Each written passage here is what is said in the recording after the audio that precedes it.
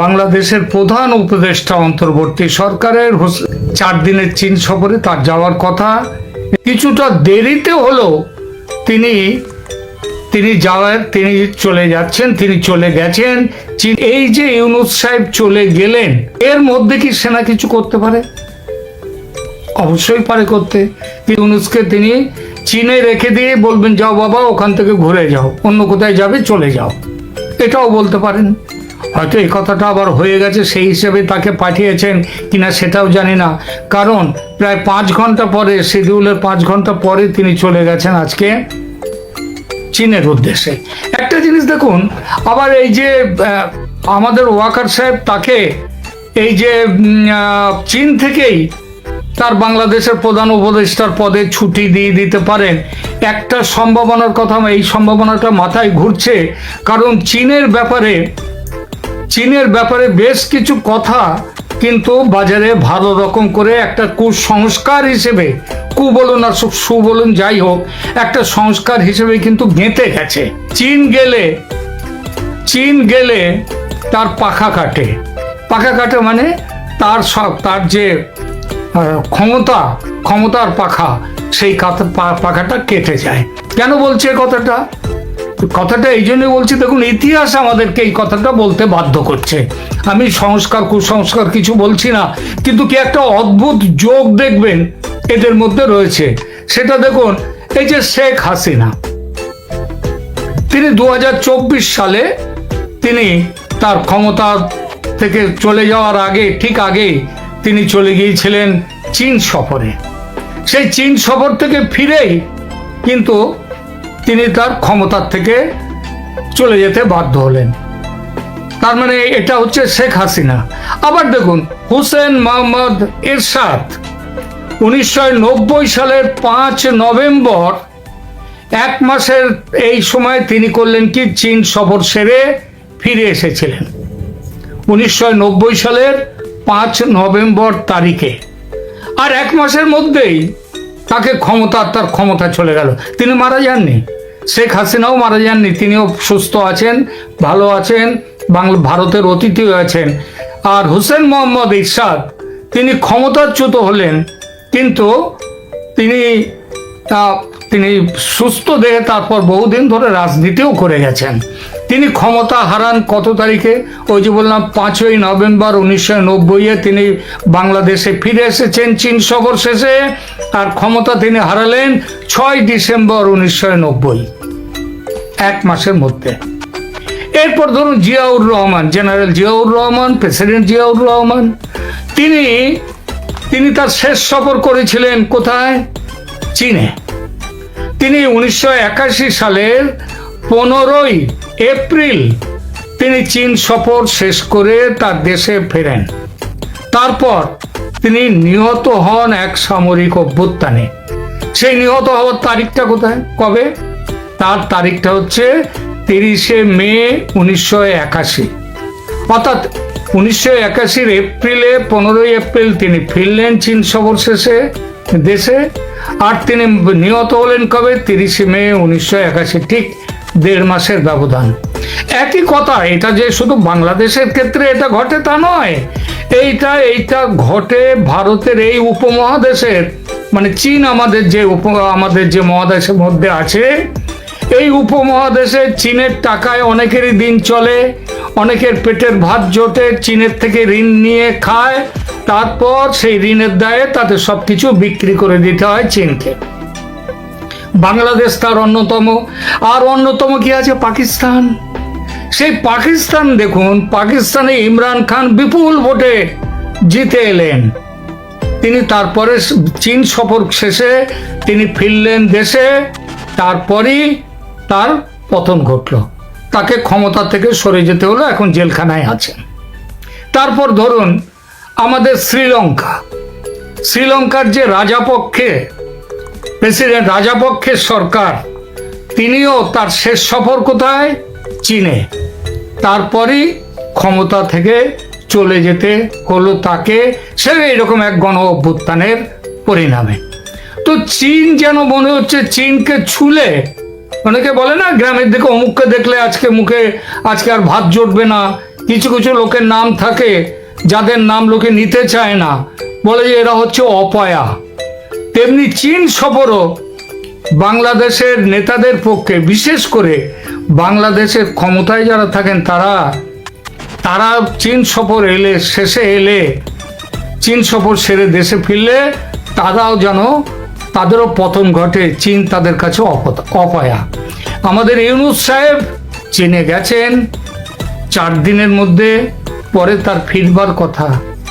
দেখা যাক তিনি ফেরেন কিনা, নাকি ওই বেইজিং থেকেই তিনি ফুরুত করে চলে যাবেন প্যারিসে কিংবা অন্য কোথাও। তবে প্যারিসে যাওয়ার কথাটাই বেশি, কারণ সেখানে আবার তার গুরুদেব রয়েছেন। তার গুরুদেবকে, তার গুরুদেব বলবো না, তার গুরু ভাই বলা যায়, যিনি ভারত বিরোধিতায়, যিনি ইউনূস সাহেবকে বোধহয় ভারত বিরোধিতায় ইউনূস সাহেবকেও হারিয়ে ওপরে উঠে গিয়েছেন, সেই মৌলানা বলবো নাকি জামাতি পিনাকি। এখানে ইউনূস সাহেব ক্ষমতায় ছিলেন জামাতের দৌলতে, আবার তিনি চীন থেকে তিনি চলে যাবেন প্যারিসে, গিয়ে আবার সেখানে গিয়ে জামাতি পিনাকির সাথে থাকবেন।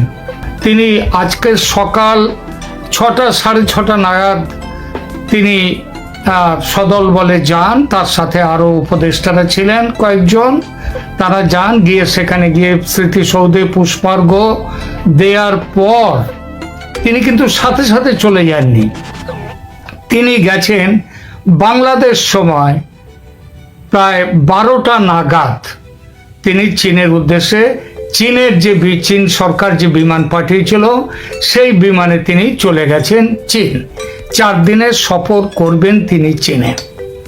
দেখুন একটা জিনিস, কেন উনি চীনে গেলেন তার একটা বড় কারণ, বাংলাদেশের আপনারা জানেন যে আর্থিক অবস্থা বর্তমানে বেশ খারাপ, খুবই খারাপ আর্থিক অবস্থায় দাঁড়িয়ে আছে বাংলাদেশ। এবং এখানে যে চীনের কাছে গেছেন তার যাওয়ার একটা বড় কারণ, সেখানে কিছু অর্থনৈতিক আর্থিক সুবিধা পাওয়ার, আর্থিক সুবিধা, কিছু টাকা ঋণ না করলে তাদের ঋণ না করলে এমন অবস্থা হচ্ছে ঋণং কৃত্যা ঘিতং পিবেত নয়, ঋণ করে তাদেরকে খাবার খেতে হবে এমন একটা জায়গায় পৌঁছে গেছে। সেজন্যই তিনি গেছেন ঋণ নিতে, সেখানে গেছেন। এবং ঋণ নেওয়া ছাড়া চীন যে তাকে ওই যে নিজেদের বিমান পাঠিয়ে নিয়ে গেল, এটা তার ঋণ দেওয়ার জন্য নয়, এটা তিনি গেছেন, চীন তাকে বিমান পাঠিয়েছে, তাকে দিয়ে আবার কিছু কাজ করিয়ে নেওয়া হবে। এই কাজগুলোর মধ্যে আছে যে চীনের থেকে তৈরি করা যে সমস্ত প্রকল্পগুলো বাংলাদেশে হচ্ছে, সেই প্রকল্পগুলো যাতে ঠিকমতো চলে, চীন যাতে সেগুলো ঠিকমতো চলে, যাতে বন্ধ না হয় সেটা দেখা, প্লাস আমাদের তিস্তা বাঁধ প্রকল্প, সেই প্রকল্পটা নিজেদের হাতে নেওয়া, সেইটা আছে। তারপর লালমনিরহাট, সেখানে বিমানবন্দর, সেটাকে আধুনিকীকরণ করা, সেই কাজটা আছে। এছাড়া আরও অনেক রকম কাজ তাদের রয়েছে।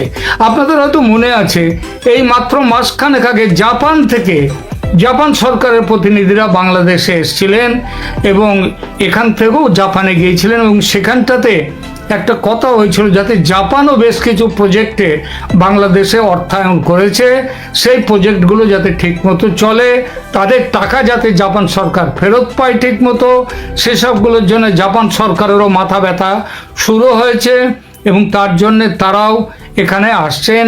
এবং বাংলাদেশ থেকেও, সেখান থেকেও অফিসাররা, তারপরে উপদেষ্টারা, তারাও জাপান সফরে যাচ্ছেন। এবার যেমন প্রধান উপদেষ্টা গেলেন চীন সফরে। আমরা চিন্তা করেছিলাম যে এই যে চীনে একটা আশঙ্কা ছিল যে চীনে গিয়ে এই তিস্তা বাঁধ প্রকল্প ইত্যাদি যে প্রকল্পগুলো যদি চীন নেয় তাহলে ভারতের একটা বড় মাথা ব্যথা হয়। সেই মাথা ব্যথার জন্যে ভারত হয়তো তার চীন যাত্রাটা আটকে দেবে অথবা এই ধরনের কিছু করবে। আমরা এটা একটা সন্দেহ, কিন্তু আশঙ্কা কিন্তু ছিল। কিন্তু দেখা গেল সেনাবাহিনী, জানি না এটা ভারতের কতটা কৌশল আছে, সেনাবাহিনী হঠাৎ জেগে উঠলো, আবার যেন মনে হচ্ছে হঠাৎ ঘুমিয়ে পড়লো। কারণ আপাতত সেনাবাহিনীকে যা সবাই ভেবেছিল যে গত 23-24 তারিখে হয়তো মার্শাল ল জারি করে দেশের সেনা তাদের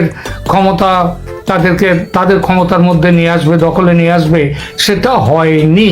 জানি প্রধান উপদেষ্টা হিসাবে মোহাম্মদ ইউনূস এখন রয়েছেন ক্ষমতায়। এখন প্রশ্ন হচ্ছে, তারপরে তাকে সেপ্টেম্বর মাসে সেনাবাহিনীকে ম্যাজিস্ট্রেসি পাওয়ার দেওয়া হলো দেশের শান্তি শৃঙ্খলা উন্নতির জন্যে, সেটা কিছুই হলো না। বরং বিভিন্ন জায়গায় আমরা দেখেছি সেনাবাহিনীর তারা নিজেরাই ডাকাতির কেসে অভিযুক্ত হয়ে গেছে। হিন্দুদেরকে মারার ক্ষেত্রে, হিন্দুদের বাড়ির ওপর অত্যাচারের ক্ষেত্রে চট্টগ্রামের সেনার ভূমিকা সরাসরি সামনে চলে এসছে। এবং ওয়াকারুজ্জামান সাহেব যে বিশেষ কোনো ব্যবস্থা নিয়েছেন এই সব ঘটনা কিংবা টোটাল যে দেশে ম্যাজিস্ট্রেসি পাওয়ার পর দেশের শান্তি আইন শৃঙ্খলা ইত্যাদি ফিরিয়ে নিয়ে আসার জন্যে যে তিনি বিশেষ ব্যবস্থা নিয়েছেন তা নয়, তিনি মোটামুটি ঘুমিয়ে পড়েছিলেন। এবং সেই সময় মবক্রেসি পুরোদমে চলেছে, চাঁদাবাজি পুরোদমে চলেছে, সবকিছুই পুরোদমে চলেছে, কিছুই উন্নতি হয়নি। এবং আমাদের যে ওয়াকারুজ্জামান সাহেব তিনিও চুপচাপ, তিনি মোটামুটি ঘুমিয়েছিলেন। ঘুমটা প্রথম ভাঙলো তার, সেটা হচ্ছে আমি এর আগের ভিডিওতে একটি বলেছি যে 20 জানুয়ারি ট্রাম্প সাহেব ক্ষমতায় আসার পর এবং 13 ফেব্রুয়ারি যখন নরেন্দ্র মোদীর সঙ্গে ট্রাম্প সাহেবের মিটিং হলো হোয়াইট হাউসে, এবং সেই মিটিংয়ে পরিষ্কারভাবে বলে দেওয়া হলো যে বাংলাদেশের সংকট মেটাবার দায়িত্ব তিনি পিএম মানে মোদীর উপরে দিচ্ছেন। তারপর থেকে ওনার একটু ঘুম ভাঙলো এবং ভারতের যে সেনা প্রধান রয়েছে তার সাথে তার যোগাযোগ আগের থেকেই ছিল, কিন্তু মাখামাখি বলতে যা বোঝায় সেটা ছিল না, সেটা তার পরবর্তী সময় থেকে তৈরি হচ্ছে। এবং তার কিছু কিছু ঘটনা প্রথম প্রকাশ পেল এই ব্যাপারটা, সেটা হচ্ছে 25 ফেব্রুয়ারিতে। 25 ফেব্রুয়ারিতে কি হলো? 25 ফেব্রুয়ারিতে যে তিনি 2009 বিডিআর বিদ্রোহে নিহত সেনাকর্তাদের স্মরণে আয়োজিত retired armed forces officers welfare association বা রাওয়া, সেইখানে আয়োজিত স্মরণ সভায় তিনি বললেন, নিজেরা কাদা ছোড়াছুড়ি করে দেশ ও জাতিকে বিপন্ন করবেন না, তাহলে দেশের যে স্বাধীনতা এবং সার্বভৌমত্ব বিঘ্নিত হবে। এবং সেই সময় তিনি পরিষ্কার করে বললেন এখানে নির্বাচন করতে হবে, সেই নির্বাচনটা হবে এই free and fair and inclusive, অর্থাৎ কাউকে বাদ দেওয়া হবে না, আওয়ামী লীগকে বাদ দিয়ে তো নয়। এটাও তিনি পরিষ্কার, এটাও তিনি বুঝিয়ে দিলেন। এরপরে 25 ফেব্রুয়ারি ছিল মঙ্গলবার, তার ঠিক দুদিন পরে বৃহস্পতিবারে তিনি ওই যে 27 তারিখে তিনি করলেন কি, রাজধানীর সেনানিবাসে শহীদ কর্নেল আনিস প্যারেড গ্রাউন্ডে বাংলাদেশ ইনফ্যান্ট্রি রেজিমেন্টাল সেন্টারের অনুষ্ঠানে তিনি কি বললেন সেনাবাহিনীর উদ্দেশ্যে তিনি বললেন, দেশের জন্য জীবন উৎসর্গের জন্য প্রস্তুত হন, দেশের জন্য জীবন উৎসর্গের জন্য প্রস্তুত হন। এবং তারপরে তিনি 7ই মার্চে কি হলো আমরা দেখলাম, সেখানটায় হিজবুত তাহরিরের সেই যে তাহরিরের যে এটা ছিল যে খিলাফত প্রতিষ্ঠার জন্য যে ঢাকা ঘিরে ফেলার প্রোগ্রাম, সেটা তিনি আফ্রিকা থেকে ফেরার পথে সেই দিন সকালে ফিরেছেন, ফিরে তিনি সেইটাকে ভেঙে দিয়েছেন, তাদের বিরুদ্ধে শক্তিতে ব্যবস্থা নিয়েছেন। এর আগে যা খুশি হয়েছে তিনি হতে দিয়েছেন। অর্থাৎ মনে হলো ঘুম ভেঙেছে এবার আমাদের ওয়াকারুজ্জামান সাহেবের, এবং তিনি দেশে কিছু ভালো কিছু করবার জন্য, দেশকে বাঁচাবার জন্য তিনি এবার কোনো ব্যবস্থা নেবেন। আমাদের কাছে এমনও খবর এসছে যে ওয়াকারুজ্জামান প্রথম থেকেই এই সরকারের কাজকর্মে সন্তুষ্ট ছিলেন না, কিন্তু তিনি কিছু বলেননি, কারণ তিনি বা তার সেনাবাহিনী চেয়েছিল আরো কত নিচে এই সরকার নামতে পারে, তারা মরে তো গেছে, তারা কতটা পৌঁছে যেতে পারে, তার জন্য হয়তো তিনি অপেক্ষা করছিলেন।